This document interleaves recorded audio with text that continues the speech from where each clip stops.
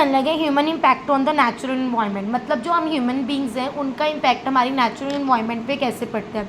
देखिए तो हमें सबको ही पता है कि हम लोग जैसे डिफोरेस्टेशन कर रहे हैं, मतलब प्लांट्स वगैरह की कटिंग कर रहे हैं, बिल्डिंग्स वगैरह खड़े कर रहे हैं, उससे हमारी नेचुरल इन्वायरमेंट पे बहुत ज़्यादा इम्पैक्ट पड़ रहा है। बट इसके अलावा हमारे एटमॉस्फेयर में ना 5 लेयर्स हैं, 5 एटमॉस्फेयर की लेयर्स हैं जो हमें सन की जो डायरेक्ट रेज आती है उनसे हमें प्रोटेक्ट करता है। बट उनमें से सबसे इंपॉर्टेंट लेयर कौन सी होती है? स्ट्रेटोस्फेयर की लेयर होती है, जहाँ पे ओजोन लेयर प्रेजेंट होती है। Look at it, this is earth. Earth पे फर्स्ट लेयर कौन सी होती है? Troposphere, then stratosphere, then mesosphere, then troposphere, then exosphere. अब ट्रोपोस्फेयर जहाँ पे हम लोग एग्जिस्ट करते हैं, मतलब जहाँ पे कह सकते हैं जैसे हम लोग रह रहे हैं जहाँ पे, मतलब ये बेसिकली अर्थ से 10 to 20 किलोमीटर के डिस्टेंस पे ही होती है। उसके बाद हमारे पास क्या आती है? स्ट्रेटोस्फेयर, जहाँ पे हमारे पास ओजोन लेयर क्या होती है? प्रेजेंट होती है। ओजोन लेयर क्या करती है? जो सन की अल्ट्रा वायलेशन रेज जो हमारे तक पहुँचती है उसको हमारे तक ना पहुँचे डायरेक्ट, एज ए शील्ड का काम करती है ओजोन लेयर। समझ रहे हैं मेरी बात? अगर बाई चांस ओजोन लेयर हमारे एटमॉस्फेयर में ना प्रेजेंट हो तो जो सन की अल्ट्रा वायलेट रेज जो हैं वो डायरेक्ट हम तक पहुँचेंगी, जिससे हम human beings as well as animals as well as plants सबको इसका हार्मफुल सब पे क्या होगा? इम्पैक्ट होगा इसका। इवन हमें स्किन कैंसर जैसी प्रॉब्लम्स भी हो सकती हैं। तो ozone layer basically as a shield का काम करती है, जो हमें सन की अल्ट्रा वायलेट रेज से हमें क्या करती है? प्रोटेक्ट करती है।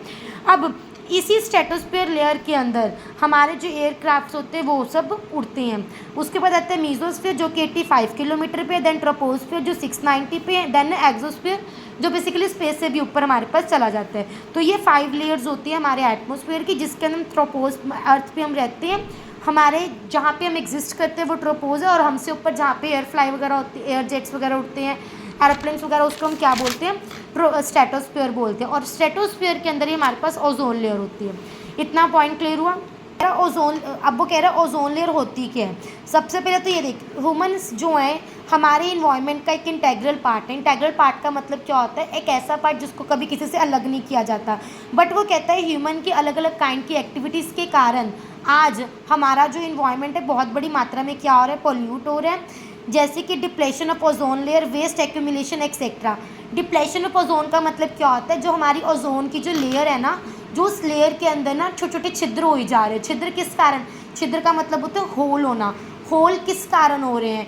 अब पोल्यूशन इतना ज़्यादा बढ़ चुके हैं, व्हीकल्स का जो स्मोक होता है वो पूरी हमारे एटमॉस्फेयर में फैलता है, प्लांट्स की कमी हमारे पास होने के कारण, बहुत गर्मी बढ़ने के कारण उसके छोटे छोटे होल हो रहे हैं। तो वो कहता है ये हमारी इन्वायरमेंट के ऊपर क्या पड़ता है? इम्पैक्ट पड़ता है। अब वो कह रहे हैं ओजोन लेयर है क्या? ओजोन लेयर एक मॉलिक्यूल है जो कि बेसिकली ऑक्सीजन के 3 एटम्स के थ्रू बनी है, और ये डेडली पॉइजन है।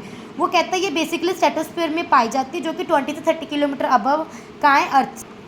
वो क्या कह रहे हैं? ओजोन जो है हाइयर लेवल है एटमॉस्फेयर का, जहाँ पे यूवी रेडिएशंस जो होती हैं ऑक्सीजन के साथ रिएक्ट करके अपना एक नया मॉलिक्यूल बनाती हैं। जैसे कि ऑक्सीजन के कितने मॉलिक्यूल्स होते हैं? 2 ही होते हैं, O2 बोलते हैं। बट वो उसके साथ बन के क्या बन जाता है? वो O3 बन जाते हैं। ये देख, O2 हमारे पास है ऑक्सीजन के, यूवी से रिएक्ट करके O+O2, O+O2 क्या बन गया हमारे पास? O3, जिसको हम क्या बोलते हैं? ओजोन। समझ आई मेरी बात? ओजोन कैसे बना? ऑक्सीजन के 2 ही आते हैं, बट उसके साथ जब यूवी की रेस मिल्स आती हैं तो वो क्या बन जाती है? ओजोन लेयर बन जाती है, जिसको हम क्या बोलते हैं? O3 बोलते हैं। पॉइंट क्लियर हुआ? अब वो कहता है हमारे लिए ओजोन लेयर इंपॉर्टेंट क्यों है? ओजोन लेयर जो है हमारी अर्थ पे एक तरह का शील्ड का काम करती है। सन की जो अल्ट्रा वायलेट रेज जो होती हैं, हार्मफुल रेज जो होती हैं, उन तक हमारे तक आने में उसको रोकती हैं।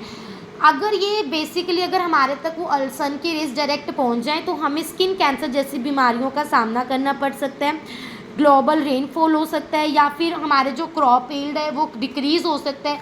मतलब बहुत सारी, अगर तो खुद सोच, अगर सन की रेज डायरेक्ट हम तक पहुंचेगी तो गर्मी एक्सेस में हो जाएगी। हमें जब वैसे भी जब गर्मी होती है जून जुलाई में, हमें कितनी प्रॉब्लम्स फेस करनी पड़ती हैं। अगर उससे भी डबल हो जाए, एग्जांपल दे रही हो, अगर उससे भी डबल हो जाए तो खुद सोच, इमेजिन कर कितनी प्रॉब्लम्स को फेस करना पड़ सकता है। तो ओजोन लेयर उन्हीं प्रॉब्लम से हमें क्या करता है? बचाता है। अब डिप्लेशन ऑफ ओजोन लेयर का मतलब क्या होता है? जो हमारी ओजोन की जो लेयर है, जो मैंने तेरे को ये लेयर बताई है हमारे एटमॉस्फेयर, ऐसे लेयर होती है, ये बेसिकली क्या है? ये डिप्लेट हो रही है, मतलब ख़त्म हो रही है, या इसके अंदर छोटे छोटे होल्स हो रहे हैं। क्यों हो रहे हैं? ख़राब हो रही है।